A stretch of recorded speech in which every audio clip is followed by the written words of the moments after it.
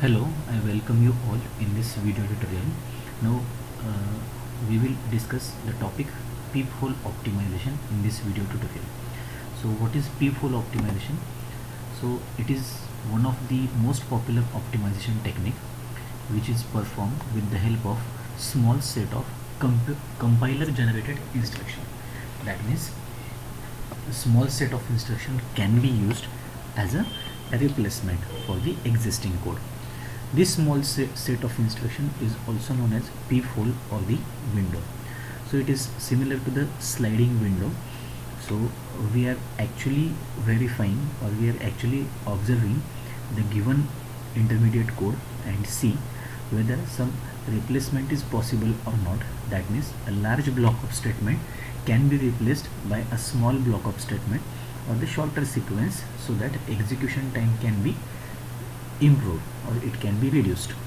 So with the help of peephole optimization, where we are changing small set of instruction to the equivalent set for keeping an objective of having better performance. So ultimately it helps you to improve the code and achieve the smaller execution time.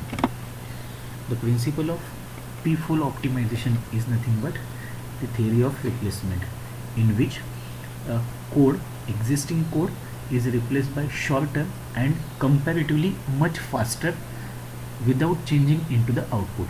So without affecting on the output value, the code is changed by a shorter sequence, a shorter size code.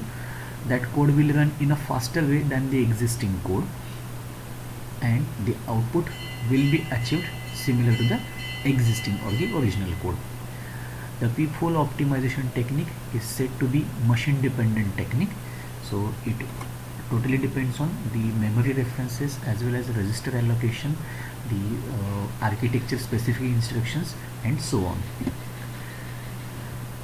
Let us talk about some of the examples of peephole optimization. So some 4 examples I have listed here. So in the first example, you can observe the instruction given as push some value into register A, or push register A value onto the stack, and then immediately pop that value and again store back into the register A. So unnecessarily we are picking a value from A and putting it into the stack, and on very next instruction we are removing that value from stack and putting back into the A. So this doesn't make any sense. Simply load and store combination of instructions are executed. So peephole optimization sees this and removes both the instructions, which are not really necessary. Second example, instead of adding A to A peephole optimization might perform arithmetic shift left. So though the addition operation is very cheaper one, that means it takes a very small amount of time to execute, since the alternative to addition operation can be arithmetic left shift, so that can be performed on binary of A and addition is achieved. Same result will be achieved without using addition operation. Some of the examples could be instead of multiplying a floating point register by A by 8, a peephole optimization might scale this floating point register exponent by 3. So raised to 3 can be like used, this operation can be used instead of multiplication. And keep in mind, calling the exponential operation or exponential function is very much cheaper than performing the multiplication. Hence the code optimizers usually prefer to use the exponent operation instead of multiplication. And the same the referencing and dereferencing, that is pointer related example, is explained here. So instead of multiplying an index by 4, add that result to the base address to get the pointer value. That means the base address plus 4. So multiplication is removed by addition operation. So this is high strength operator, this is low strength operator. So it can be like performed by adding the value and get the corresponding index. So for that reason, the peephole optimizers may use the addressing modes as well. So what objectives peephole optimization has the very main objective and sole objective of any optimization technique is to improve the performance, to reduce the memory footprint. That means how many times like memory is accessed. So random access or the frequent access to the memory is not so efficient, and reduce the code size. So code is basically replaced, as it works on replacement theory. So code is replaced by small size of code, so entire code size will ultimately gets reduced. What are the characteristics this p-fold optimization technique has? It allows redundant instruction elimination, then flow of control optimization, algebraic simplification, and use of machine idioms. So all these are the main characteristics where redundant instruction will get eliminated. So the instruction that has the same effect will be removed. Then flow of control, that is execution flow, maybe in the case of loop, or maybe in the case of jump statement, that can be optimized with a small set of instructions, small set of statements. Then algebraic simplification, so much complex operation can be simplified and result is computed well before the actual execution of code. And at last, use of machine idioms. So by making use of some addressing modes, or by making use of some existing shift operations, we can achieve the same effect as the specified instruction. So the main theory used by the p-fold optimization technique is the replacement theory. So what are the different common techniques that are applied for code optimization? I think but the null sequences. So null sequences means it removes the useless operation that are not having any effect. Second one is combine operation. So multiple operations or multiple instruction can be combined together, which will generate the same effect, same result, okay, but in a one line. Then make use of algebraic laws, that will simplify the expression and the computation becomes much more faster than the provided one, because programmer is not considering this. So that task is like handled by, or it is taken care by the p-fold optimization technique. Then special case instruction. So some special operand cases are handled by special instruction that machine has. That is why this is a machine dependent optimization technique. So machine architecture also plays an important role. And the address modes can be utilized, can be used, where they allow us to perform certain operation in a very simplified way. Total 5 techniques are there in the p-fold optimization. First one is elimination of redundant load and store, eliminating unreachable code. Third one is flow of control optimization. Fourth one is algebraic simplification and reduction in strength. And fifth one is use of machine idioms. So we will see one by one along with the example. So in the first technique, as the name suggests, eliminating redundant load and store. That means the not required load and store instructions are removed. So see an example given here: load R0, A and store A, R0. So if you see such type of instruction in a target program, so what optimizer is doing, first of all, it deletes the store instruction, because when A is declared, its values already gets loaded into R0 register. So R0 register has the specified use where the variable A or declared variable value is already gets stored into the R0. So here this store A, R0 instruction is really not required. But if this store instruction is having some label, so we cannot guarantee that the load instruction or load R0, A is already performed. So in that case we have to keep both the instruction. But if store instruction is not labeled, it is unlabeled instruction, then it is not at all required here. So this is how the redundant load and store can be removed. More simplified example it is given here. The code is like y equal to x plus 5, I equal to y, z equal to I, w equal to z into 3. So optimized code, here you can observe this z equal to I is not required. Since y is used, y can be assigned to I, and this I is assigned to Z. So instead of I value, you can simply replace this Z with Y value. So do not introduce this new, because I is already assigned somewhere. I value is already loaded somewhere. So do not store the I value into some other register, into some other variables. It is already like in a sequence it is executed. But when it is labeled one, then you have to do this, because you never know whether I value gets changed or not. So this is what the optimized code. Second one is eliminating the unreachable code. Now, an unlabeled instruction immediately following an unconditional jump may be removed. So unconditional jump or that can be removed when an unlabeled instruction, there is no label given to the instruction, followed by unconditional jump can be removed. Here the 3 address code is given. We will see that in detail. So this operation can be repeated to eliminate a sequence of instruction. That means just identify which are the unlabeled instruction present in the 3 address code, which are followed by unconditional jump. So both the statement has to be removed, because these are unreachable code. No labeling is there, and you are simply putting unconditional jump. So obviously that statement block will get executed again and again. Okay.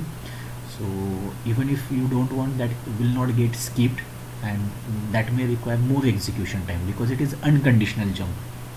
So it is considered as a sequential statement, okay, or block of sequential statement. So let us understand the example. For the debugging purpose, some large program that performs the debugging, it is comprised together and it is executed only when the value of a variable debug equal to 1. So if debug equal to 1, go to L1, and L1 is performing all debugging operation. If debug value is not equal to 1, go to L2. So jumping is there. So now what peephole optimization technique will do in such type of code segment, it will eliminate jump over jumps. That means in this print debugging information, or everything is a debug, and again control is written to this. After this it will follow the L2 if statement is present after this debug information. So what we can do here, elimination of jump over jumps, that has to be taken into account. So if you have multiple jumps, that is go to L1 and again to the L2, this can be removed. How? No matter what value of debug is there, the code sequence can be replaced by, so this code can be replaced by not on the basis of value of debug. So what changes we have made here, if debug is not equal to 1, go to L2, else you will perform all the debug information. So this is what we have achieved here. Here multiple jumps are there, go to L1, go to L2. So instead of that, what we will do, we will simplify this expression and avoid the unnecessary jumping. How? If debug value is not equal to 1, simply reach to the L2 part. So here when value 1 is not present, you will always visit L2, else you will directly print the debugging information. So this jumping is avoided. By default, if block will be executed. Okay, here only condition is checked and jumps are like jumping is like achieved here. So this jumping is avoided, and when condition is true, then only debugging process will start. If condition is false, directly you will have a conditional jump, that is to the L2. So unconditional jumps are avoided here. This is unconditional jump. Even after L1 is processed, we are going to visit the L2. So this is what avoided by the second technique, where unreachable code is eliminated. Okay, this unreachable code is eliminated always. Now in the same example, we have these two results. If the debug value is set to 0, some constant is assigned to debug at the very beginning of the program, then in what way constant propagation will transform this particular code sequence. So it will become like 0 is not equal to 1, then go to L2 and print debugging information L2. So 0 is not equal to 1, this value will be remain true forever unless you are not changing debug value.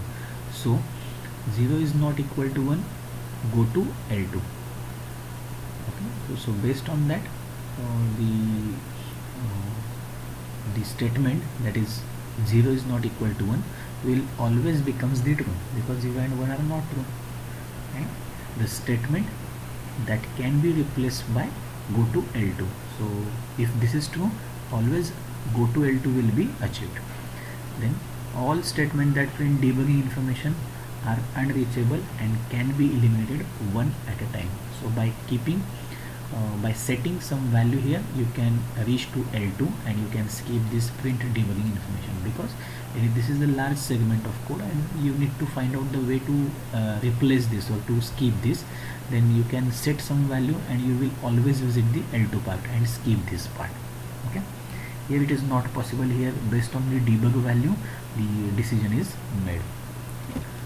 Next is flow of control optimization.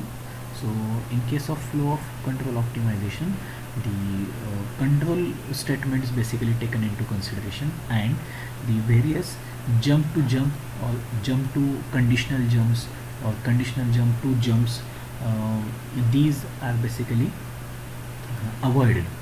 So all these unnecessary jumps can be eliminated by IC or the target code by using the optimization techniques.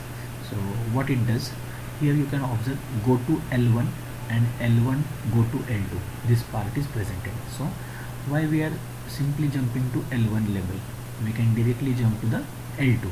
So here go to L1, we can have go to L2. So this is basically what, this is unconditional jump here. So in the unconditional jump, instead of L1 and then go to L2, we will directly go to L2 part. If the second scenario is like if A less than B, go to L1 and L1 is go to L2. So how we can modify or optimize this code? If there are no jumps to L1, so jumping to L1 is not there, so we can remove the statement L1 go to L2. Jump is not present, A and B are not producing any jump to L1, then L1 can be removed, which is preceded by an unconditional jump. So here you have A less than B, go to L1. So again visit L1 and go to L2. Here go to L2 statement is unconditional jump, because see, jumping to L1 is conditional, but jumping to L2 is unconditional, because the statement is presented without any condition over here. So this unconditional jump can be avoided by simply making changes in this particular control statement. That is, if A less than B, go to L2. You may have other statement where the conditions are tested and you will reach to the label L1, but here this flow of control can be optimized. If A less than B, simply go to L2 part. Do not visit this L1 part and then switch to the L2 part. Directly you can reach to the L2 part. So that is why A less than B, go to L2 is made over here. The third scenario, let us understand, go to L1 statement is there, and L1 has, now this is go to L1, this is unconditional, simply you have to visit L1. If A less than B, go to L2 or L3. Now L1 is followed by L3 statement. So suppose there is only one jump to unconditional go to, okay, unconditional go to, while the number of instruction in two sequences is the same. Consider both the sequences, okay, the result is similar. If A less than B, go to L2. If A less than B, go to L2, else go to L3. So if this is false, L3 will be visited, and again L3 statement block will start here. Here A less than B, go to L2, and this L3 will not get visited. So the number of statement in both sequences is same. but we skip the unconditional jump in the second sequence, but not in the first. So unconditional jump is what? Unconditional jump is over here, L1. Okay, this is unconditional jump. So we can skip that into the second, but not in the first one, and because of that the second sequence becomes superior than the first, because unconditional jump is not skipped here. You have to follow the path. Here that path is not followed. That is why the second sequence becomes more superior than the first one.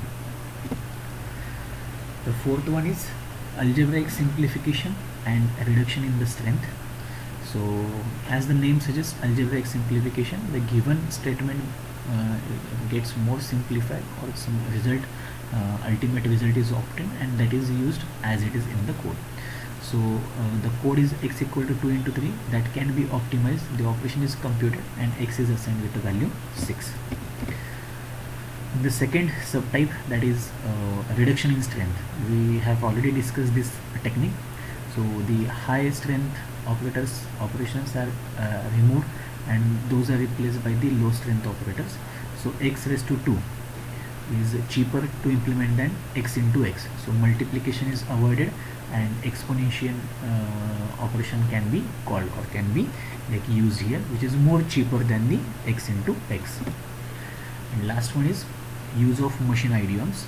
So the machine architecture basically provides you some of the things, some of the architectural constructs that can be used to perform certain operations. So the target machine may have some hardware instruction that will implement certain operations with more efficiency. So use some machine related instruction that will implement some of the operations, and the efficiency is higher than the their normal working or normal execution. So detecting the situation that will permit use of such hardware instruction that will reduce the execution time very significantly, because these are machine dependent basically. So machine is executing in a faster way. So what these hardware instructions present to work in more efficient way to perform auto increment and auto decrement operation. This target machine can use some of the addressing modes. So to add or subtract value 1 from a given operand, what we can use, we can use some of the auto increment and auto decrement addressing modes, okay, and that are basically implemented with the help of hardware instructions. So instead of putting x equal to x plus 1, these instructions are sensed by the code optimizer, and for this it uses its systems or machines hardware instruction that will perform auto increment and auto decrement operations. So this is not treated in a usual way. Instead of that, the machine level constructs are used, machine level instructions are used, and that will perform the auto increment and auto decrement, because ultimately result will be addition of value 1 or subtracting a value 1 from the given operand. So it is achieved with the help of hardware instruction. So this is the last technique, and that's all. This is for the p-fold optimization. Total 5 techniques we have seen, where redundancy of code, load and store instruction is removed, then flow of control is altered, then unreachable code is handled, and algebraic simplification is there, the reduction strength is there, and last one is machine idioms used. So this is all about p-fold optimization. Thank you so much.